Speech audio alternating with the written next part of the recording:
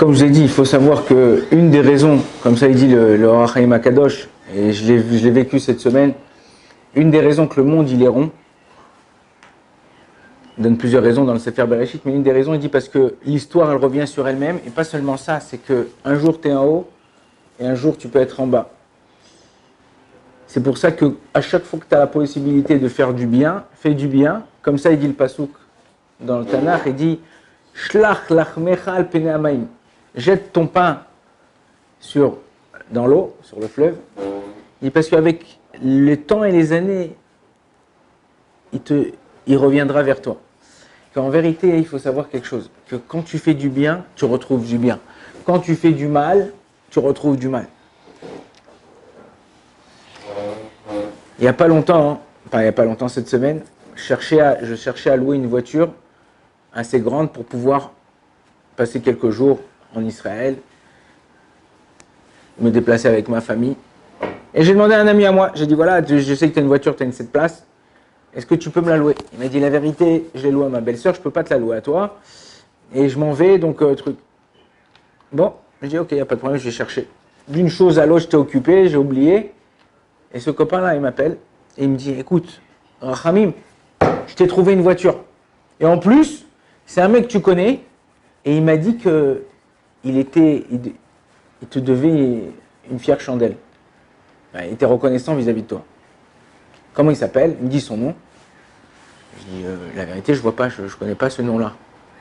Il m'a dit non, il m'a dit voilà, c'est pas possible. Il m'a dit qu'il te devait un service et tout ça, donc il a dit qu'il serait prêt à me faire un super prix, tout ça pour toi. Et tout. Bon. J'ai dit ok, voilà, il m'a dit prends le numéro, il vient de m'appeler, maintenant c'était vendredi, peut-être 1 heure avant Shabbat. Il m'a dit appelle-le maintenant, il attend ton coup de fil et tout ça.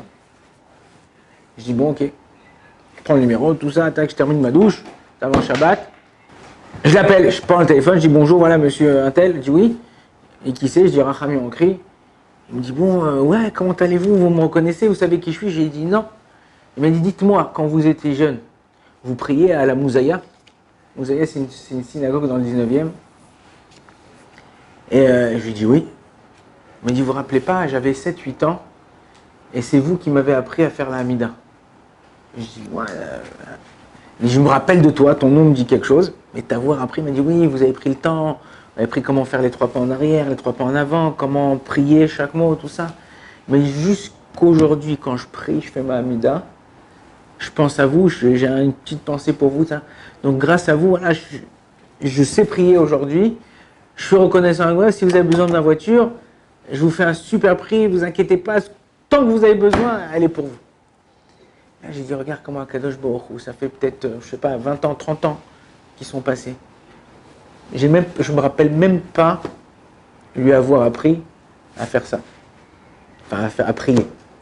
Comme quoi, Akadosh Baruch Hu, quand il veut, quand tu as besoin de quelque chose, des fois, on pleure. Là, on est dans la période des 3 semaines. On va passer les 3 semaines. On prie, on pleure pour le Beth Amikdash, on pleure pour les pogroms qu'il y a eu, pour tout ce qu'il y a eu. On dit, oh, mais à quoi ça sert ces pleurs? Il y a une Gemara qui nous dit qu'Akadosh Baruch Hu, il prend chaque larme, il les compte et il les garde dans un bocal. Et les Atid Lavo, quand le Mashiach viendra, il sortira ces larmes-là, il dirait, voilà, toi, tu as pleuré pour ça, tu recevras ça. Toi, tu as pleuré pour ça. De la même façon qu'à l'époque, et c'est pour ça qu'on a Tisha B'Av, qu'on a pleuré des pleurs en vain, et à cause de ça, on a été punis. Maintenant, si on pleure ou on rit des rires de joie ou des pleurs pour justement, parce qu'on a de la peine pour quelqu'un, on veut faire quelque chose du bien pour quelqu'un ou quoi, quelqu'un qui part, Akadosh Baruch Hu, il utilisera ça justement pour nous réveiller de la résurrection des morts, et pas seulement ça, pour nous donner encore une raison pour pouvoir être heureux, pour pouvoir faire des bonnes choses. Donc il faut savoir, quand tu fais du bien, n'attends pas qu'on te redonne en retour. N'attends pas d'avoir, ouais, qu'est-ce qu'il va me donner? Si je lui fais ça, ouais, mais demain il va me faire ça. N'attends pas. Combien de fois je vois des gens, tu leur écris un message, ils voient le message, 2 jours après, ils t'ont pas encore répondu.